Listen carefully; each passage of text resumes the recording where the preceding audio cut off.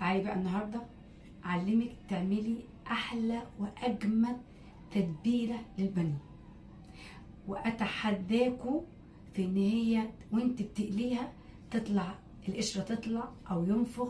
شوفوا هعالج كل حاجه ليكوا النهارده في التتبيله دي. جربوها واكتبوا لي في الكومنتات كلامي صح ولا غلط. تعالوا ونشوف هنعمل التتبيله دي ازاي. وهقول لكم على حاجه، التتبيله دي ممكن تعمليها بكميات كبيره للبانيه وتتبليها تتبيله كامله وبقسماط وبيض وكل حاجه، وتحطيها في علب في الفريزر. تنفع معاكي للمدرسه، تنفع معاكي رايحه رحله، تنفع معاكي البيت من غير مدرسه ومن غير رحله. طبيعي ان احنا عايزين نستريح برضو. جيبي حاجتك مثلا في الاسبوع، تبلي حاجه حطيها في الفريزر، تيجي وقت الاكل يبقى تطلعيها تعملي على طول. يبقى احنا هنعمل ايه؟ هوريكم التتبيله دي هنعملها ازاي. تعالوا بقى معايا.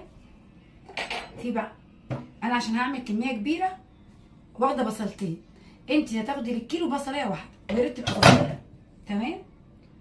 طيب البصلايه هنحط من كل حاجه، شوفوا من كل حاجه معلقه صغيره ملح، بصل بودر، وفلفل وتوم بودر وبهارات فراخ ومعلقه بابريكا.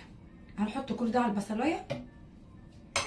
بعد كده هنضربها الاول كده. احنا فرمنا البصل الاول حلو جدا.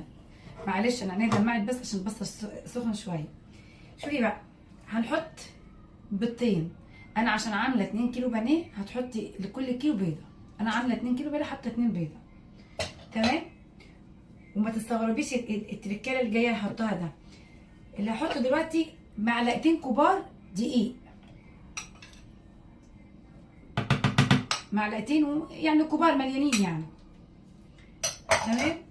عندي زبادي، هحط معلقه كبيره قوي للزبادي اللي الكيلو.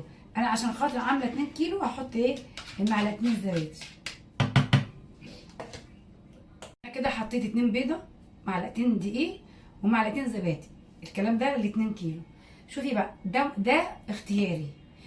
ممكن تحطي نص كوبايه لبن لل 2 كيلو، ولو مش عايزه لبن واستكفينا بالزبادي تمام مفيش مشكله. بس انا بحب احط الاتنين، بحط نص كوبايه بس كفايه. اللبن بيخلي الفراخ من جوه جوسي وطريه وحلوه. الكفر اللي هحطه فيها ده صدقوني البانيه بيبقى مقرمش من بره وذهبي وثابت على اللحم على الفراخ نفسها. هنخلط كويس قوي.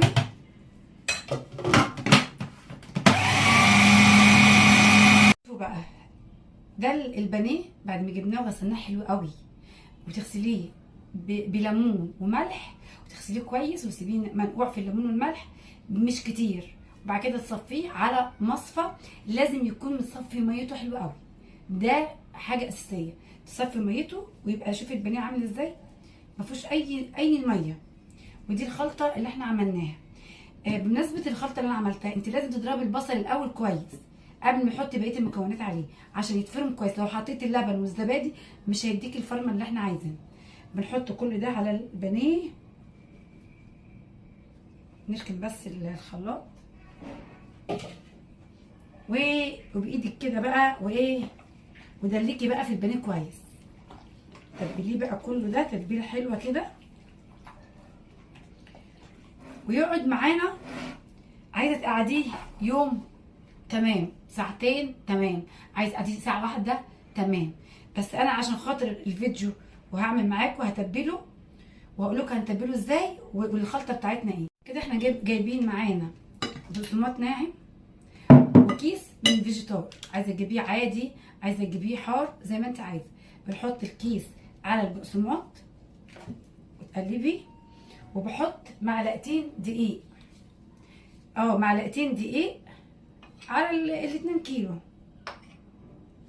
تمام؟ بس ده الكفر اللي هيبقى معانا للبانيه. هتقلبي.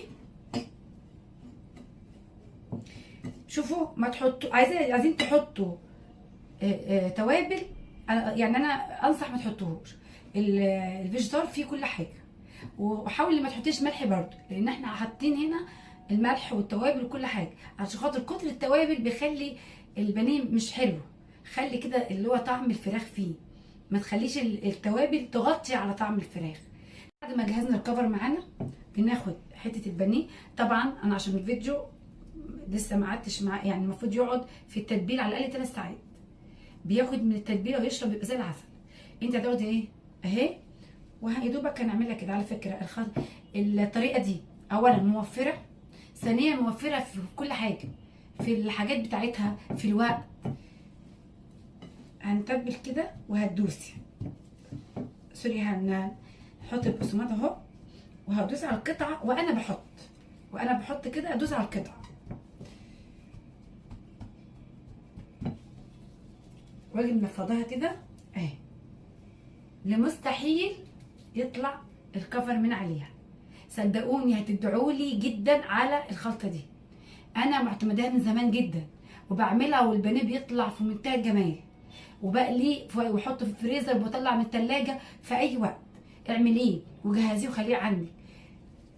اعمل كده واعمل واحطه في علبه زي كده لو انت هتخزنه. عايزه تحطي في العلب الفويل تمام، عايزه تحطي دي بتبقى حلوه جدا، بتحطي على قد الاكله وتحطيه في الفريزر.